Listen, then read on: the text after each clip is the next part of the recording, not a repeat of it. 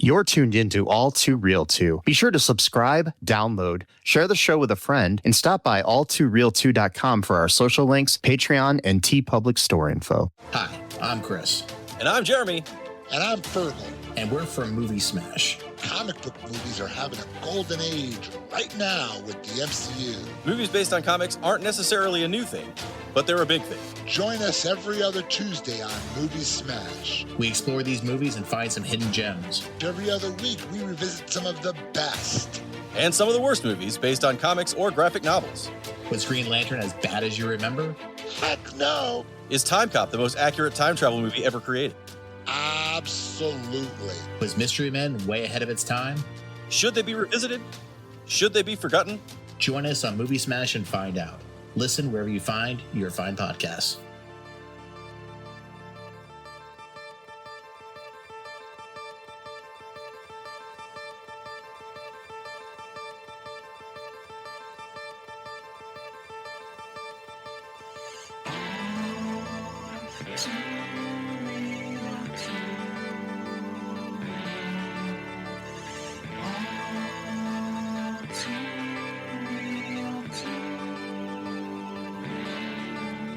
Okay, everybody, welcome to the latest episode of All Too Real 2. My name is Michael E. Cullen II, and with me, as always, is... Sesame.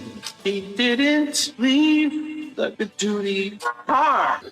He didn't leave the cockadoodie car? No, he did not. It's an interesting middle name there. Thanks. Or is that your new last name? I don't know. Okay, I can't count anymore. I stopped counting years ago. I owe like probably $100,000 in name changing fees. I want to break something to you, Sesame. Right. Changing your name, they only charge you if you go like to the name changing place. Yeah, I know. But I went to, yeah. Oh, you went there every week? Well, not every week. Well, yeah, I guess maybe, yeah. So did you go there today? No. So this time it doesn't count. Okay, that's fine. That's okay. Yes. I'm okay.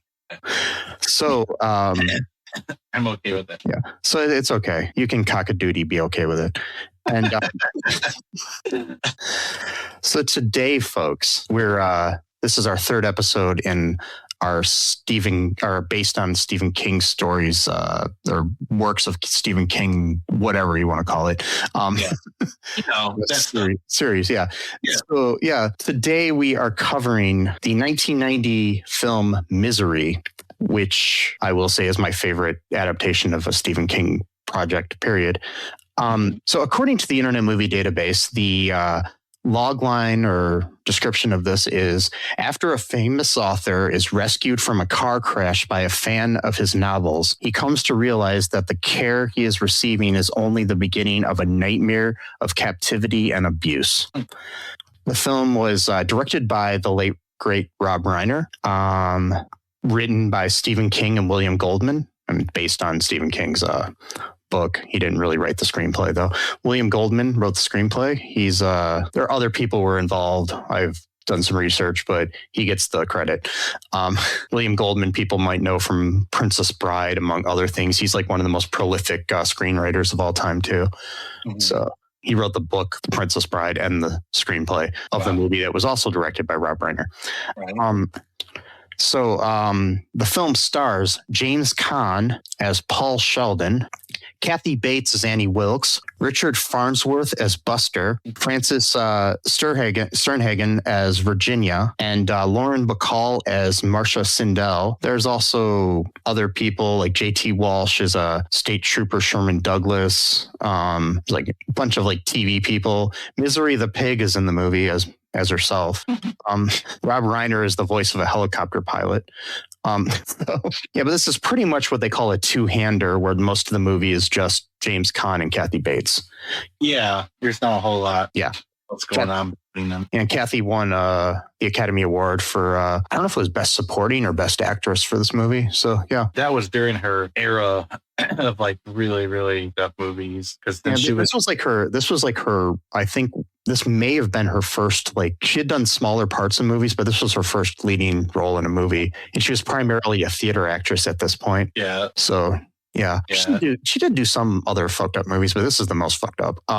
Yeah, the one I remember was Dolores Claiborne. That's another. It was produced by Rob Reiner, and it's a Stephen King. It's a Stephen King adaptation as well. And a fact about Dolores Claiborne is the character of Dolores Claiborne was written by Stephen King with Kathy Bates in mind for the role. Okay. Yeah, after he saw her in Misery, he started working on that book, and he based the character on, he thought this is something that Kathy could play. So yeah. Yeah, I remember watching that when I was younger. Yeah, I need to finish it. I started watching it recently, and then I got distracted. Yeah, that's a good one.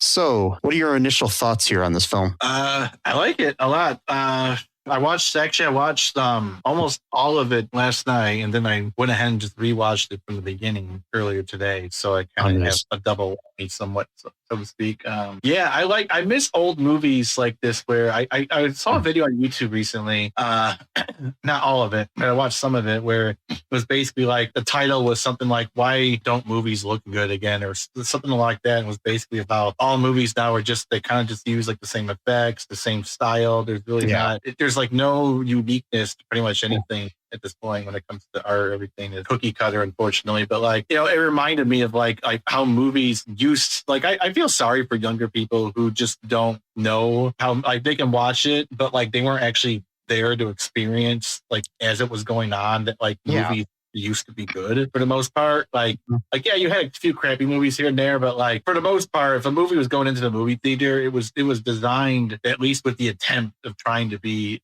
a good or successful movie. Now throw crap out there it's you also had a lot of variety in films because in theaters because you didn't have all these streaming services. Because a film like this, sadly, I mean, maybe because it's based on Stephen King, if this were never made in the 90s and they decided to make it today, it might have just ended up on Netflix or something, right? And not in theaters, because that's the type something like this would that. I mean, literally, there are I wish I could remember the name of it, but there's a Stephen King adaptation from a few years ago that was on Netflix about a woman who's doing some sexual play in bed and gets tied to the bed by her husband, and then he dies. Oh, no. And so she's kind of just stuck to the bed. So it's kind of similar to this in a way that you're kind of isolated sort of thing.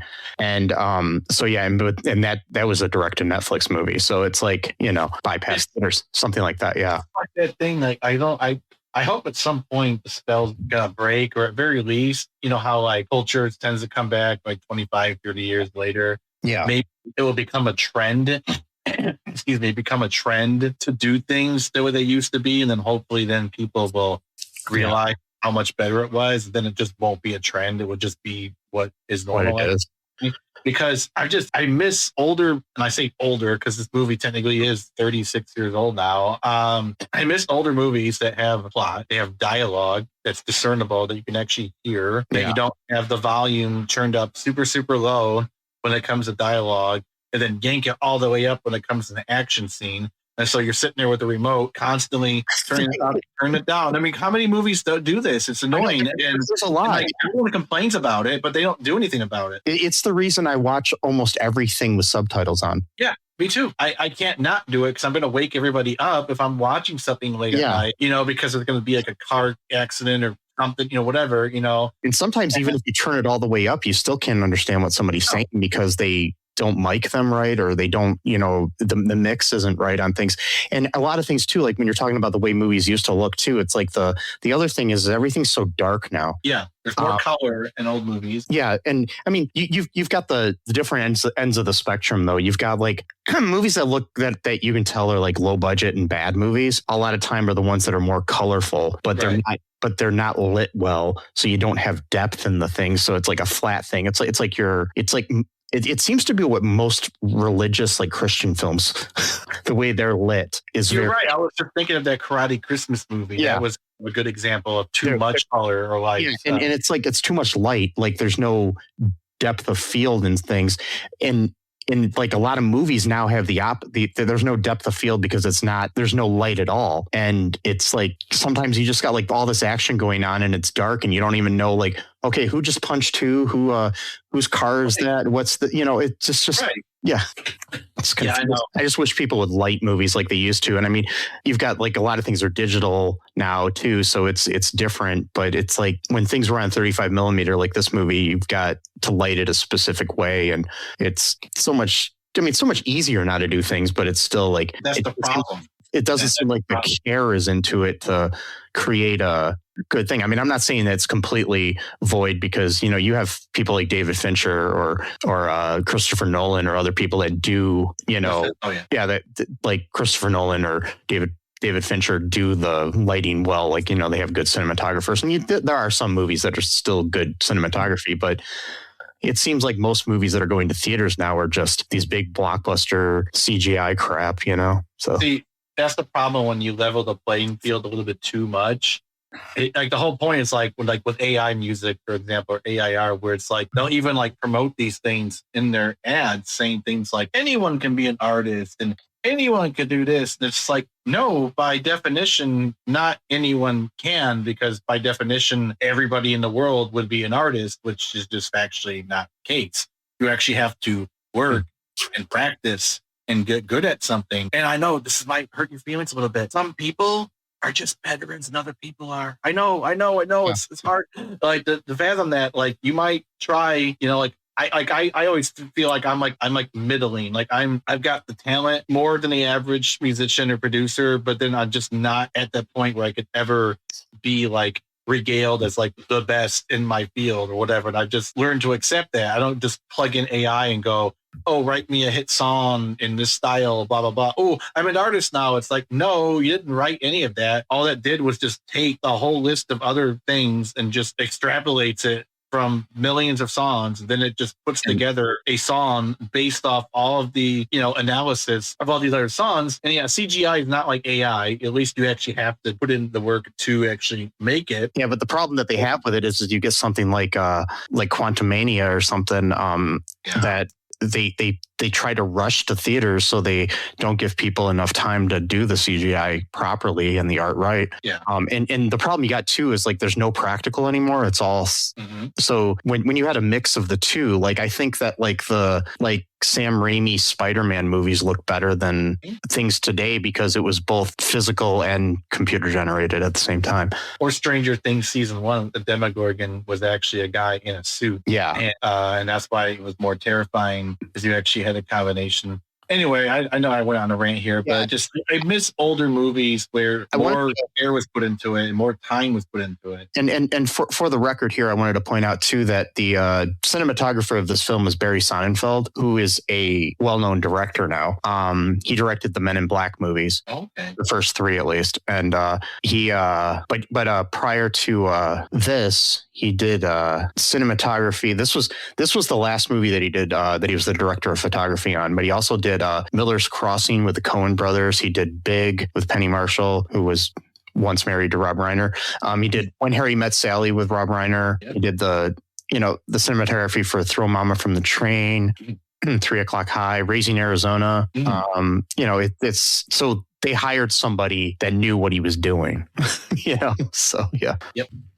So, where do you want to start with this? Do you want to talk about just like the feeling of it? Because I mean, the basic plot is pretty simple. Yeah.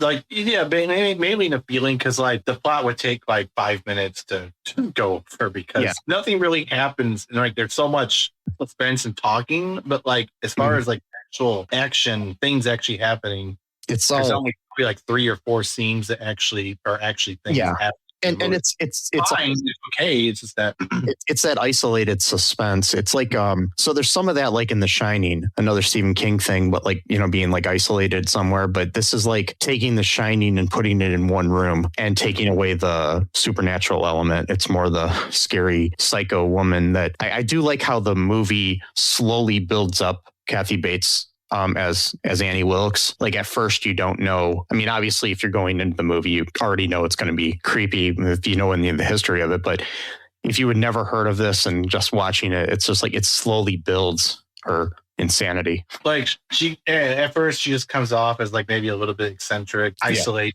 doesn't really doesn't really have any neighbors, that kind of thing. But then like, yeah, once I would say my first warning sign would have been, I guess I'm just pretty good at detecting crazy. So like I would be able to tell even before the first incident that like maybe this person's not all the way there. Not like as an insult, but just more of like maybe be careful around them, type of thing. Like, but like when she first that was, so I already would have known that beforehand. But like for example, when the whole thing with the pig where she's like oinking around, like immediately I'm like, that's a crazy person doing that right now. Like again, no offense to them. It's like you got a problem, That's just what it is. But like when people start acting really, really weird like that, I'm just like, like there's two kinds of weird. There's like cool weird, and there's just like, ooh, like weird. Like, you know what I mean? Like you're just like you feel like maybe at first she's just like an eccentric fan, like, like somebody that's like, like some people don't know how to act around like a celebrity or somebody that they really like.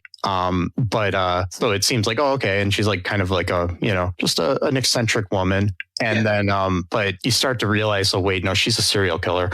Like there's something wrong with like the first big within the movie itself. Like you said, like I would probably detect this a little bit earlier on, but within the movie, the canon, if you will, of the movie itself is when she's feeding him tomato soup and she's getting all worked up because he is swearing in the novel and she doesn't like bad language, and he was just trying to explain to her why it was necessary because in the movie these are kids that grew up in the slums. He grew up in the same way. He's like, people just talk like that was just how we talk. And she took great offense to that and just starts getting really, really, really, really, really amped up, like real fast, like, oh boy, like unhinged, here it come, like, and she's just like, I don't go to the store and tell me, give me a bastard size of or whatever, I don't know, something like that. She spills the tomato soup on his bed and she's like, look what you made me do. I'm like, oh boy, here we go.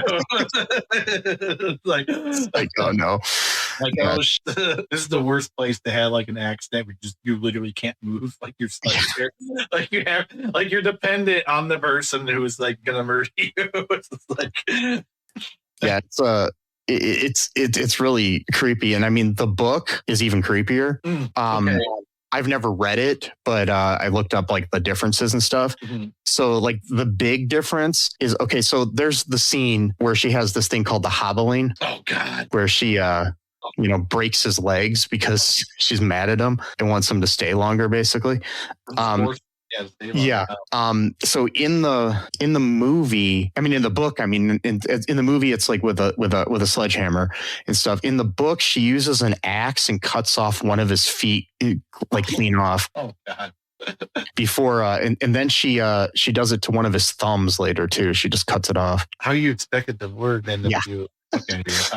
Well, I guess you don't. I don't understand thumbs, but I understand that cobbling thing of why would you need to put his feet in between a board? Like, wouldn't you just cause as much damage by just taking a sledgehammer to his feet without them being? I don't really know what the difference would even be. What it does is because you're taking, because like if you have nothing to brace the foot up against, it's going to flop more. Oh, right. Okay. You're basically just breaking it because you're hitting it up against something hard. So it's it's going to hurt and do more damage. It's more damage that way. Yeah, exactly. Yeah. I saw the some of the behind the scenes, like the way they did this, they made fake feet. Obviously they didn't really do that to James Caan's feet. I'm glad.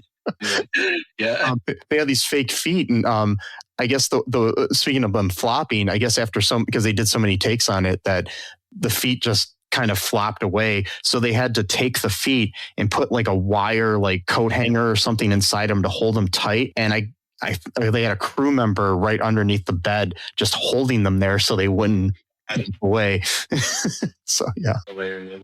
So but it's just creepy. But it's a lot creepier if she just cut the foot clean off. They originally had that in William Goldman had that in the script, like from the book, like where the foot was just cut clean off. And but somebody at the studio was like, I don't know if we can do that. Nowadays, you might be able to get away with that, but back in 1990. But then, and William Goldman was kind of upset about that. But then eventually, he's just like, it's actually kind of creepier the way it's done in this. It's not. It is because it's like planned out more. It's more sense going on with it because she's more deliberate and clinical about it. Absolutely though, terrible. God, it's being tortured like that. Oh, Christ. Like, the idea of being tortured is like scary. Like when I like when people act like they're like for anyone for like a cause, they're like, I totally be okay with being a martyr and being killed. It's like, okay, are you cool with torture though? Because it's easy to get shot and die. What if they keep you for weeks and they're just doing? Oh, I can't even think about it. What if you're in an Israeli prison where they take a hot rod and stick it up your ass? That's what I'm saying. So it's like, that's what I'm saying. One thing would be like, oh well, I totally die. It's like, yeah, you'd be lucky if you died for the cause. Actually, yeah. Yeah, because some of the people that are tortured are the worst. I mean, you've got lots of different types of, like all the people that were in Guantanamo and different things, and then then what's going on in CCOT now and stuff. So it's just it's absolutely horrendous. Yeah. I try not to think about that too much because I'm like worried about if it's going to happen to me because we live like in a terrible society now. Yeah. So I think about shit like that. Like, what if they tried to do this to me, or what if they tried to? I mean, it probably won't happen, but still, it's you never know anymore. But and I think one of the things, I mean, we'll go back to some more trivia here too, but like one of the things about this torture thing too, it's like in a way we have that a lot now, but in a different way online. I'm not saying that it's like physical torture or isolation, but a lot of times you have these people that are isolated, but like Annie, who are obsessed with something like she is with these misery books. And I mean, can't accept something happening different than the way they want it to. And so, that happens in some fandoms like Star Wars. And or Stranger Things. Stranger Things right now, people that can't let things go. Like as we record this will be out in February, but as we record this, Stranger Things finale had just happened, and people online are not happy with the way it ended. I mean, whatever. I mean, you're never going to be happy with the way somebody does something.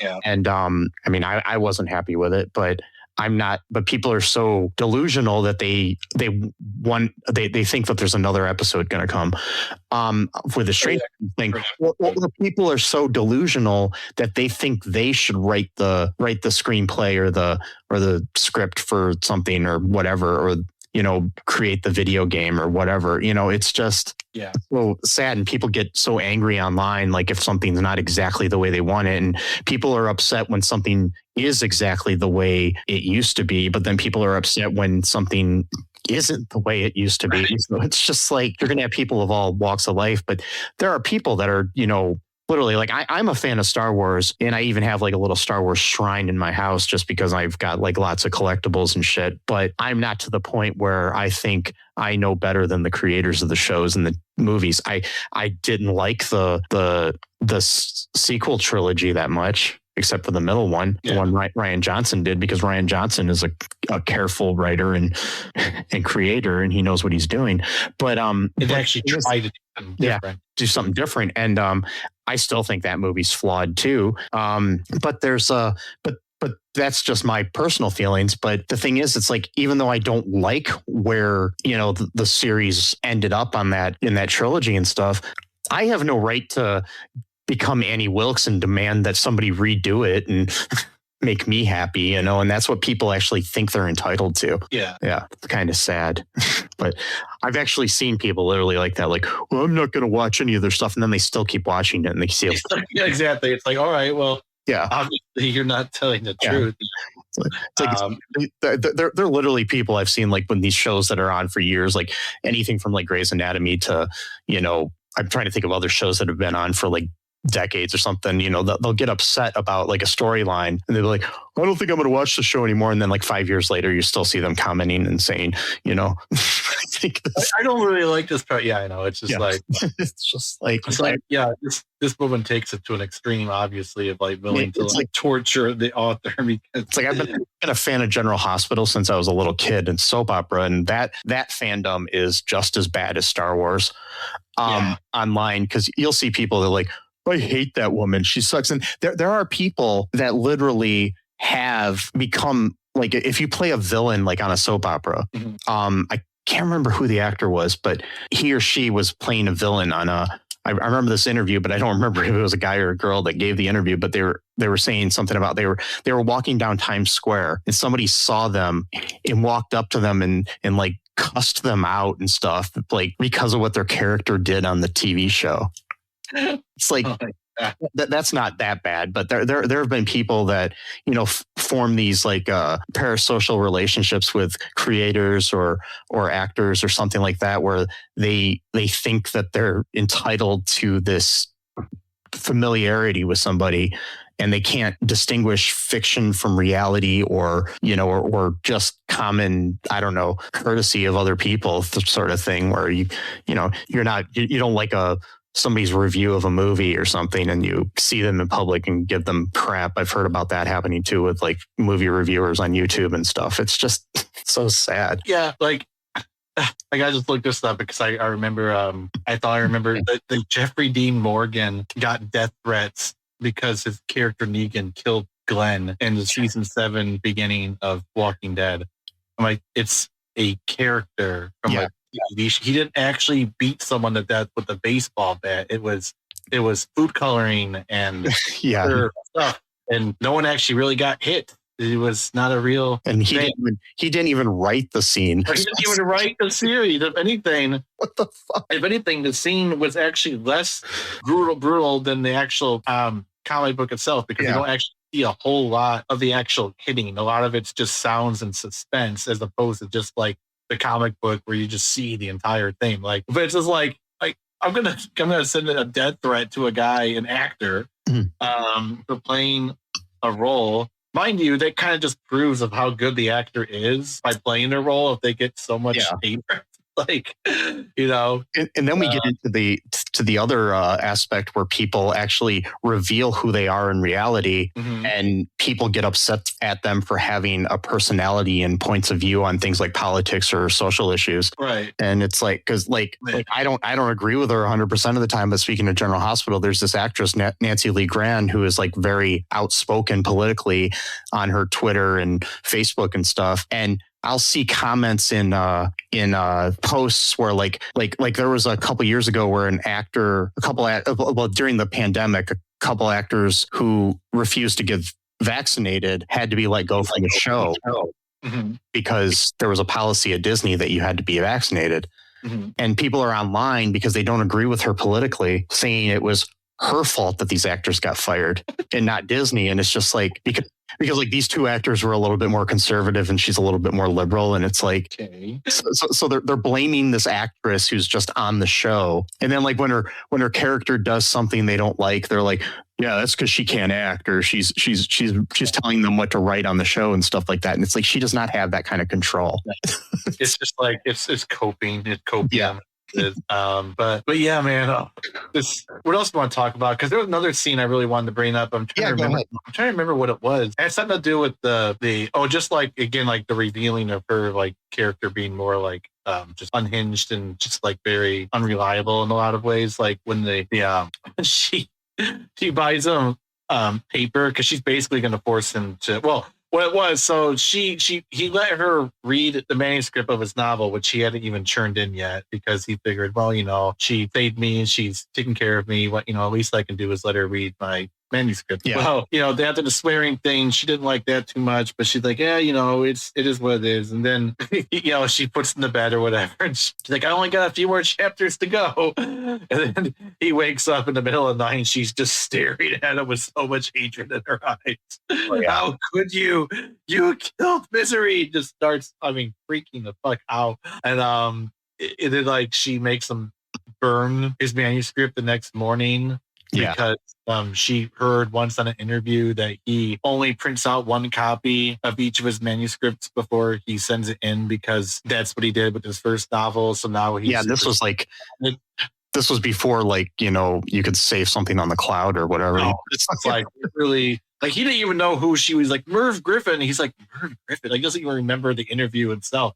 But she remember, that's to be fair, because he's probably doing like hundreds of interviews. He's not going to remember every single, one. But like, she remembers this because she probably taped it on her VCR or some. Yeah, that's like when you're obsessed with something. It's like the people like William Shatner was famous for one time saying, I mean, they parodied it on SNL, but I believe at one point he actually told people to get a life because they were so obsessed with Star Trek and asked him like these questions like, in episode 5 of the second season, you did this, blah, blah, blah. What did that mean? And it's like, yeah, that was just a job for him. You know, it's not like he didn't write it, so he might not even know what it was supposed to be because he's not the. And even when you're a writer of something, like I wrote a short film and my friends really liked the film and would quote it to me. And like my friends used to quote movies to me all the time and they quoted my own movie to me. And I said, what's that from? Like, it's your movie, dude. It was like, you wrote it. And I'm like, oh, I don't remember writing it. I don't know about that. Yeah. But like, so that scene was kind of fucked up where she took a cheap charcoal grill into the bedroom. Yeah. Put a bunch of lighter fluid on it and told him that he's got to burn his manuscript and he's got to rewrite it according to how she likes it. And then when he wouldn't do it, she was just like pouring lighter fluid onto his bed to threaten to set him on fire, essentially, unless he did what he was told. And so he went ahead and burned it. Of course, you know, it burned a bunch of her curtains because it's a fire in a fucking bedroom. So in this is something that's different in the book too. So in the book, cleverly in the book version, he somehow got a stack of unrelated, you know, pages like like just with random stuff on it. Mm-hmm. And she doesn't destroy his entire novel. She burns that instead. So he know then that she was going to try that or something, or I don't know. He somehow it got switched or something. He switched it, and then she only burned. I don't know. Because I'm only reading a synopsis here, but she, you know, he later went on to publish the book. And it was a bestseller. It's just like, oh man, like, and so there was that scene that was kind of really scary. The other one is where she buys him this really expensive paper for him to rewrite the book, and he basically like politely tells her like, you know, he appreciates it and stuff, but that particular type of paper smudges a lot, and so you know it might cause a problem. And I love her logic. He's like, well, mine was the most expensive. I'm like, that doesn't always mean what you think. Like, just because something's more expensive doesn't mean it's better for what you're like, you know what I mean?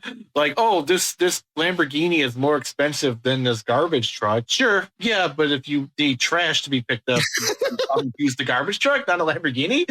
Like, I would think, you know, so like, you know, that's some weird logic right there. So she took it really personally. Yeah, I live in this really ritzy neighborhood and all my trash is picked up by a guy in a Lamborghini. He can only do one pickup at a time. Yeah. Very inefficient way of we've got to go take it to the landfill. Yeah. And come back. He probably only does about 10 runs a day. Yes. Very inefficient.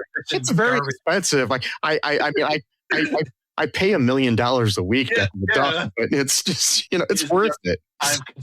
Lamborghini stinks too. He's not cleaned every day too, so it's he gets the Lamborghini cleaned every night too, so it's really worth it. Mode of transportation job, and so you know she gets really really angry. He's like, "I'll just bring the whole damn store to you." Slams the thing on his lap when his legs are still healing. So that hurt a lot. And this is when he starts trying to just explore the house. He picks the lock with the hairpin. Yeah. And so he does it a few times when she leaves. He just kind of roams around her house just to kind of get a better idea of who this woman is. And he ends up finding a scrapbook. And the first thing he sees is the stuff about him saying that he's presumed dead because of the accident. Yeah, I forgot the whole thing. He writes his book in this place called the Silver Lodge or Silver City, something like that. And he finishes all of his books there, and then he drives off. But he drove off during the middle of a snowstorm, didn't realize at the time. And so his car ended up tipping over, and she saved him. She took him out of there. And so he's, you know, you can't go anywhere. I mean, his car is completely totaled. Yeah. He can't walk, can't do anything. And so he found this thing where it said the author is presumed dead, and there's a bunch of other stuff. And he closes the book, and it's called Memory Lane. It's the name of the script. Yeah. Like that's kind of fucked up. But then we find all these articles of like her, you know, graduating with honors, you know, from this college, and then she's gonna be the head of this nurse department in this city, but it's like all over the country. Like she just moves the place. Talking about like her dad dying and stuff like that. And so an interesting thing, if Lizzie Kaplan plays a younger version of this character in the second season of Castle Rock. I just watched 2 episodes of that tonight. Really good. The really first good. season or the second season? Second, I didn't even bother to watch it. I just wanted to watch this. Yeah. Version of it. Go back and watch the first season. Okay. And then because it ties in at the end. But okay. That series is really, really underrated. Which is funny because it's produced by the guy who I was talking about the not liking the sequel trilogy for J.J. Abrams, but yeah. So he's good. I like him, but it's like sometimes he doesn't really hit it out of the park, in my opinion. But can't always do it. Yeah, Lizzie Kaplan is just brilliant as a younger version of the character too. Is that supposed to be canon? Because that takes place in 2019. So well, is this this is like it's like the characters are moved up to present day and stuff. Okay, all right. So, but it's still a younger version of her. It's not really, and the series is kind of like it takes place. It's not written by Stephen King. It just takes place in his universe. Okay. So you have characters that appear in his books in the series, but you don't. There's because some of there's some characters in that series from other books, like Ace Merrill is from The Body, which became Stand By Me, another Rob Reiner movie. But so there's different things like that. So but it's such a good show. And the first season is brilliant too, but it's different because Annie Wilkes isn't in it, and it's like each season is kind of an anthology, but they do tie to each other at the very end. I'll probably have to go back, which is weird too, because I started watching it and then season 2 has this big thing with like Somali immigrants. I'm like, oh my God. Just like with everything now going on, it's like, why am I watching this all of a sudden where it's like, these goddamn Somali, you take no rap out or whatever. I'm like, oh boy. like great. Now I got to hear this in the TV show as well. It's good though. But it's very Tim Robbins is also I know too. Really good. Speaking of that, the first season takes place a lot in Shawshank Prison, so it's and Tim Robbins was in the movie Shawshank. Exactly. It's very good. Yeah, tight on it. If you end, I'm recommending this to other people. If you like that and you liked, if you end up liking Castle Rock, I suggest right after that going into Welcome to Derry. Right. Yeah. A lot of this ties into each other. In certain ways. Anyways, the another difference from the book and the movie. So the sheriff Buster comes to Annie's place looking because he doesn't believe Paul is dead. He is looking around and he has his suspicions about Annie, and so he goes to her place and is looking around and everything, and eventually she just shoots him with a shotgun in the chest. Graphic. Save the guy or find him. So in the book, so it starts out in the winter, and it's in the book. It like takes place over a longer stretch of time. So he's in the inner place even longer. I mean, you already seemed like he was there for a while in the movie. At least but snow hasn't totally melted by the end of this movie. But in this, I guess it's like more spring. It begins to be springtime or whatever. But in the book, he shows up and it's a state trooper. I don't know if it's the actual same character, but it's the same kind of character. Mm-hmm. State trooper shows up on the hunt for Paul, and when she realizes that he knows that Paul's in the house, she stabs him and then takes him outside and runs him over with her lawnmower.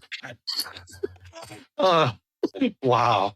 Yeah, I understand why they didn't put that in the movie, but it's like Bloodline's Final Destination shit. Yeah. Oh man. When I read that, that's what I thought of. But yeah. Wow. So yeah, I mean, I think one of the things like the like meanings I get from this story too is like the whole idea like Paul is like done with this misery character. It's like something that he's known for and he kind of doesn't want to be anymore. Yeah. It's kind of a metaphor for like in life when you want to have a change in your life and you kind of are stuck doing the same thing over and over again and you want to change that and everything. But then I think Annie kind of represents that whole thing of like somebody that doesn't want you to do that or people that expect you to be a certain way in your life or even yourself, like you get so used to doing something over and over again and being a certain type of person. It's like, oh, I'm known for this. So I got to be the guy that, wears crazy shoes all the time or whatever, I don't do that, but I'm just saying whatever it is, Yeah. But this is but she's like the representation of that. And he is basically in the movie, especially, he really wants to write something different to show his real self as opposed to the thing. And I look at that like in the whole idea of celebrity too, like where I've talked before, like I was listening to an episode of Pod Meets World it's a podcast about Boy Meets World. And they had the hosts from How We Made Your Mother, which is a podcast about how I met your mother, which Josh Radnor and I can't remember the guy's name, but one of the co-creators of the show, they co-host. And so Josh Radnor was on there, and he was talking about the fact that like as they start writing things and they start to like tailor the character to you, certain things of your personality are then put into the character. And so then when you do those things in real life, people are like, oh, you're trying to be like the character. Right. But it's like, no, the character did that because I do that. Like Ted liked to read books, he was saying. And so I'm on Twitter recommending books to people, and they're like, oh, you're trying to be like Ted. He's like, no. He's like, no, I like to read books. Like, it's just like, yeah. Exactly. So it's like you can't really be yourself because you get so lost in who you are as a actor or a writer or a musician or whatever it is. Like, it's like when a musician wants to, like, oh, I've been known for doing, pop music, and now I want to try country or something. It's like you can't, people can't accept it sometimes. No. Yeah. So I don't know. So another thing that I found out too is like, James Caan never liked to rehearse. Oh, okay. Kathy Bates really loved rehearsing. So one thing that James Caan praised Rob Reiner for was the fact that Rob Reiner said to him, because like he was kind of complaining, he's like, I don't like rehearsing with her. And then Rob Reiner was like, use it. Use the fact that you're mad that Kathy likes to rehearse, because it helps you show your contempt for Annie Wilkes more, So like I love that too, because like even though like she's like obviously like gonna hurt him and stuff, but like he's still like sarcastic with her at times and stuff, where like she like takes him around the room in his wheelchair, and he's like, what do you like? He's like, oh yeah, I always wanted to explore the other part of the room. Yeah, and it's like and then he did the same thing too to Kathy Bates, because they're clashing over the things. And oh, okay. So they ended up doing like a compromise where they didn't rehearse as much, but she was complaining that it didn't seem like when they were acting together, because she was so used to theater where you're listening to each other and you're interacting with each other, because you practice a lot. And she commented to Rob that Caan was not attempting to relate or listen to her, and he said to her to use that frustration because it makes sense that his character doesn't really give a shit what you're saying. Exactly. Basically. So yeah. I should be. Well, it really helped that they had two different acting styles because of those characters being so different. Mm-hmm. And I mean, it helped you feel this like sense of, understanding and being able to relate with the character of Paul, Yeah. And help with the craziness. And I mean, obviously, and the thing is, it's like until he died, James Caan and Kathy Bates were good friends. So it wasn't like it caused it wasn't personal. It wasn't like a rift like that way, but yeah. And a lot of people didn't want the role of Paul. Like they had offered it to Jack Nicholson, and he was not really sure that he wanted it because of being in The Shining and didn't want to do more. You want to be like another Stephen King, thing. It was like other people were offered it, like everybody in Hollywood, like Warren Beatty and different people. It's like I guess it was offered to Warren Beatty, Robert De Niro, Michael Douglas, Richard Dreyfuss, Harrison Ford, Morgan Freeman, Mel Gibson, Gene Hackman, Dustin Hoffman, William Hurt, Kevin Kline, Al Pacino, Robert Redford, Denzel Washington, and Bruce Willis. Bruce Willis went on to play the role on Broadway. Oh yeah. Yeah. So I could see Richard Dreyfuss. No, not Harrison Ford. I think they have a good similar personality to James Caan, like in this type of role. I could see, but I think they chose the right guy though. I think. Yeah, and I mean the thing is, James Caan was kind of on a downswing in his career, and this kind of brought him back up. Oh wow! Okay. And the main thing is, it's like a lot of people didn't want to do the do the role because you're playing kind of second fiddle to, not to be sexist, to a female character, and you're in the submissive role where most men are in the, more domineering role in movies. So Brian, plus too, she was like a new actor to the screen as well. She was like not even like an established, actor yet. I'm not sure what else to say about it. I kind of forgot. I actually didn't forget it. I'm just kind of like in a chill mood right now. So I'm just sort of like kind of going a little bit. But I did like the scene though where he finally finishes it, and then he's basically forced him to do a suicide pact.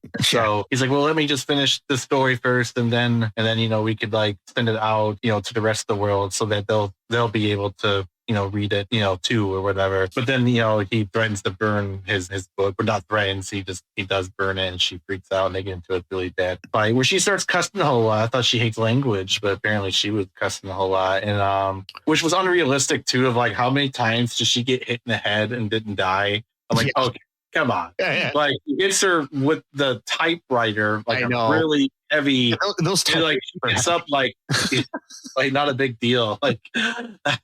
Yeah, I mean, but that's your typical thing, like in a horror movie, the killer never, when you think the killer's dead, there's always going to be that jump scare afterwards, So and speaking of, she falls on the typewriter, hits her head, and she dies from the fall. Yeah, which is kind of poetic. The instrument that killed her was the one that she brought into the room. Exactly. Yeah. I guess Kathy Bates was picked for the movie by William Goldman, who wrote the screenplay. He had seen her on Broadway and suggested her for the role, and like they wanted to go with like known people. Like they even offered the role to Angelica Houston, and they thought about like Bette Midler and other people. But yeah. Wow. But Bette Midler playing the role. That'd be kind of weird. Rob Reiner really liked the idea of having like an unknown actress in the role, because then it makes it even scarier because you don't know what to expect from her. Right. Yeah. I think the casting was perfect, the way that they turned out. It's like a lot of times to get these ideas and stuff, but then once you actually realize how the movie would have looked so much different, like if Richard Dreyfuss was the guy. I guess Richard Dreyfuss could sort of play that kind of character similar, but a little bit more on the sarcastic side, whereas like the thing about James Caan is, sure, he's like a good looking guy, and he's like a kind of a tough guy, but he's also got that kind of like, I guess, sort of like Jimmy Stewart everyman sort of feel to him. Yeah. Where, I mean, like Richard Dreyfuss kind of has an everyman feel to him, but he's more of a eccentric everyman. Whereas the idea with Paul is you kind of want him to be like a blank slate in certain ways so you can relate to him. Yeah. And then the emotion comes through even more because you're kind of, relating to him that way. It's like, I don't know. I think he was perfect in the movie. I kind of want to see, I don't know if there's any video of it, but like the Broadway version of it that William Goldman actually wrote the script to, this from like 10 or 15 years ago or something, with it was with Bruce Willis in the role of Paul, and then Laurie Metcalf from like Roseanne and other things as Annie. So that would probably be good to see. I wish I could go back in time and see that. Poor Bruce Willis is never going to act again, sadly. Yeah. Find a way. Sorry. Anyway, anything else to say about this before we wrap things up? No, not really. Oh, that's weird. I'm just reading some trivia here. Mary Tyler Moore wanted the role of Annie Wilkes. Oh my God, that would have been so bizarre. That would have been weird. I mean, I could see her playing it, but it's still weird. It would be a really weird version of it. Yeah. Yeah. I mean, because she was like what was that movie we covered where she did play a kind of a villainous character that she was the like principal at that school. It was like Cheats or something. That movie. Yeah. Is that her? I don't remember. Yeah. That's she was the principal or whatever. Yeah. Oh yeah. Yeah. Terrible movie. I know it was bad, but after seeing that, I could kind of see her playing a villainous role. I mean, she's played villainous roles. But I thought that movie was cool when I saw it. Yeah. In like 2002, and I come back to it, and I'm like, why did I think any of this was funny? Like, there's like two lines that I still thought were funny. Like everything else was just like, okay, I thought this was good. Some feet, like, all right. So yeah. Another person that was considered for Paul Sheldon here, according to this, was Bill Murray. Oh my God. No, that would not work. It would not work.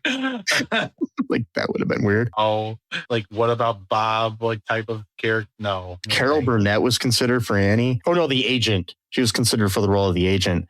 Agent. Okay, I guess. Vicki Lawrence was considered for Annie Wilkes. Who's that? She played Mama in Mama's Family, and she was on the Carol Burnett show. When she was on Mama's Family, she was like in her like late 20s, early 30s, playing the grandmother. Right, they just made her up. Yeah. So she was young, but still. I know. Oh man. Yeah. Jeff Daniels was considered for the lead. Robert Klein, John Hurd, and Ed O'Neill. No. Like as in Al Bundy. No, that would not work. That would not work at all. Oh boy. I mean, he might be too sarcastic that he would shoot his kill off. Yeah. I do want to give a shout out to Richard Farnsworth and Francis Sturgeon Sternhagen as Buster and Virginia, the cop and his wife. Oh my God, they were hilarious. I thought. I know. They seemed like a real married couple. Yeah. Too bad Buster got shot. Yeah, I know. I feel bad for Virginia. They didn't even wrap that part up. They just like a lot of movies like that. They didn't do that. Like nowadays. I mean, they don't even show how Paul got out of the house. No, they don't. Like that's the kind of one of the bad things about old movies too, is like they don't really give you any kind of follow up. They just like I mean. Sometimes it's better to just like give it up to your own imagination too. But anyways, folks, I hope you enjoyed this episode. Let us know what you think of Misery. Or any other Stephen King adaptation in the comments below where you're listening to this. Check out our Patreon. We have a new URL for that. That's patreon.com/all2real2. Really easy to remember. Just go there. Do it. You can join for as little as $1 a month. And if we start doing like exclusive episodes to our fans, you can be the first to get them. Maybe even the first to get our episodes before they are released on your regular podcatchers. But even get them before we even record them. Yeah, you can get them before we record them. How's that work? No, like you get to get into our minds and then I don't know. We'll have this new thing where you can just be inside my head. Yeah. And inside Sesame's head, and then you don't want to be in here. No, you don't want to be in my head either. So, believe me. I'm not going to tell you why. No.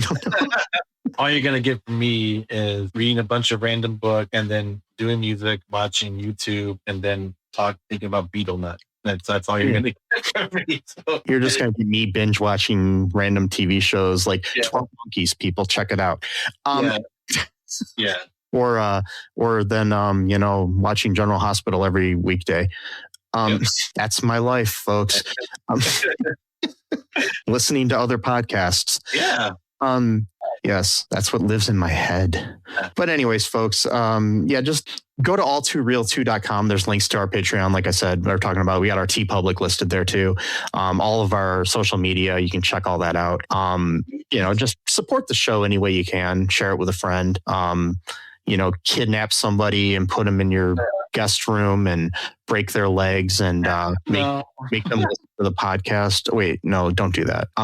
See, that reminded me for a second. I was going to mention too. See, I thought that they were going to do like a miscue, or I don't know what you would call it, where like a misdirect or something. Misdirect. Well, I was wondering if she had broken his legs.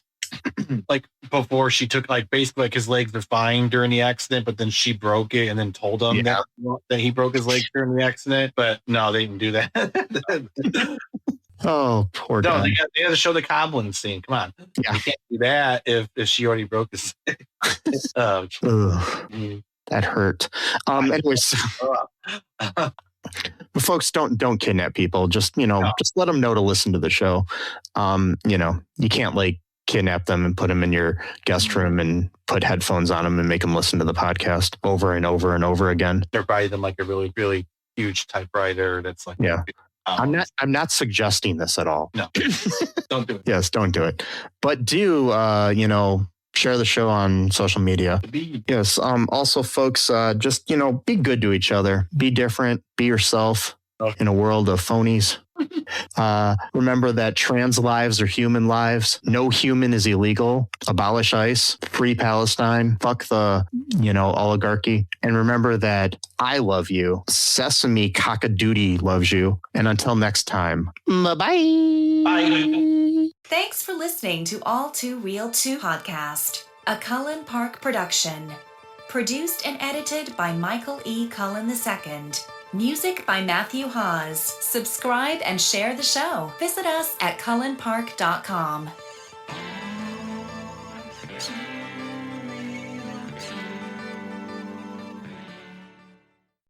This episode is brought to you by FX's Love Story, John F. Kennedy Jr. and Carolyn Bessette. Join host Evan Ross Katz on the official podcast for FX's new series, Love Story, John F. Kennedy Jr. and Carolyn Bessette, and go behind the scenes with cast and special guests, featuring Sarah Pigeon, Paul Anthony Kelly, Grace Gummer, and Naomi Watts. FX's Love Story, John F. Kennedy Jr. and Carolyn Bessette, wherever you listen to podcasts. This President's Day, upgrade the look of your home without breaking your budget. Save up to 50% site-wide on new window treatments at Blinds.com. Blinds.com makes it easy with free virtual consultations on your schedule and samples delivered to your door fast and free. With over 25 million windows covered and a 100% satisfaction guarantee, you can count on Blinds.com to deliver results you'll love. Shop up to 50% off site-wide plus a free professional measure during the President's Day mega sale. Last chance happening right now at Blinds.com. Terms apply.